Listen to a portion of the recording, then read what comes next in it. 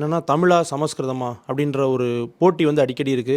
சமீபத்தில ஐஎஸ்ஆர்ஓவினுடைய தலைவர் அவர் கூட ஒரு சர்ச்சைக்குரிய கருத்து ஒண்ணு தெரிவிச்சாரு. சமஸ்கிருத மொழி வந்து எல்லா மொழிகளுக்கும் தாய் மிகவும் பழமையானது அப்படின்ட்டு. ஆனா நம்முடைய பார்வையில வந்து தமிழ் எல்லா மொழிகளுக்கும் மூத்த மொழி, முதன்மையான மொழின்னு சொல்லி நம்ம சொல்றோம்.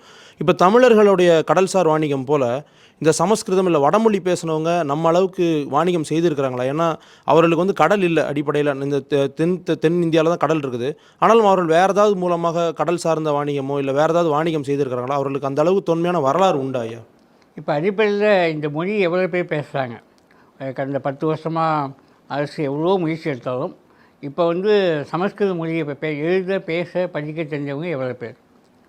இப்போ தோராயமாக ஒரு 50,000லேருந்து 1,00,000 பேர் தான் இருப்பாங்க. 0.7, 0.8% தான் சொல்கிறாங்க இந்தியா. ஆனால் தமிழ் எழுத பேச படிக்கவங்க எத்தனை பேர்? ஆனால் எங்கே சமஸ்கிருதத்துக்கான தாக்கம் இருக்குன்னா, அது கோயில் வழிபாட்டு மொழியாக இருக்கிறதால அதுக்கு அடிப்படை தாக்கம் இருக்குதுன்னு நினைக்கிறாங்க. இப்போ 2 விஷயம் பார்க்கணும். 1600க்கு அப்புறம் இங்கே ஆங்கிலேயர் வந்த பிறகு இங்கே தமிழர்கள் தன்னுடைய தாய்மொழியை ஆங்கிலமாக நினைக்கிற அளவுக்கு மாறி இருக்குது. ஆங்கிலம் கற்காமல் நம்ம பேசவே கிடையாது. அதேமாதிரி அது 1400 வருஷமாக வழிபாட்டு மொழியாக இருந்த சமஸ்கிருதத்தையும் நம்ம விட முடியல. வட இந்தியாவில் முகலாயர்கள் வந்த பிறகு அவங்க இந்தி 1280க்கு மேலே தான் அங்கே இந்தி வருது, பல மொழி கலந்து. அவங்க இந்தியை ஃபஸ்ட்டு சமஸ்கிருதத்தை இழந்துட்டாங்க. இப்போ இந்த சமஸ்கிருதம்ன்றது இந்த நாட்டு மொழியா, இந்த கேள்வி எல்லா மனசுலையும் இருக்குது.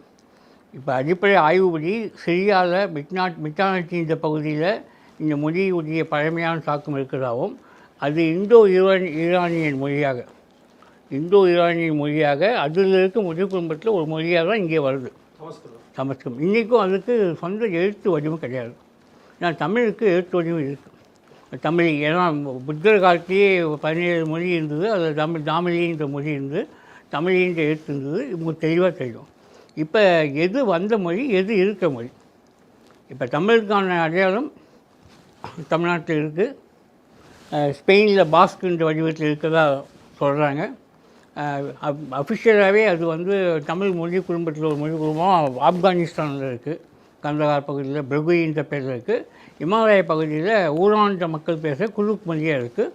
இன்றைக்கும் அது பல நாட்டு மொழியில் அவங்களுக்கு தெரியும். ஒரு அறிக்கைக்கு சொல்லக்கூடிய ரஷ்யா பகுதி, காக்கசியன் பகுதி, செர்பியன் மக்கள் பேசுகிற மொழியிலும் தமிழ் இருக்குது.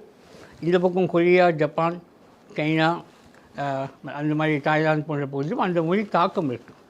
இப்போ சமஸ்கிருதம், நீங்கள் சொல்கிற சமஸ்கிருதம் ஒரு 5ஆம் நூற்றாண்டுக்கு பிறகு பல்லவர்களுடைய கந்தம் உங்களுக்கு தெரியும். சமஸ்கிருதத்துக்கு எழுத்து மொழியாக கந்தம் கொண்டு வராங்க 5ஆம் நூற்றாண்டுக்கு பிறகு. 5ஆம் நூற்றாண்டுக்கு பிறகு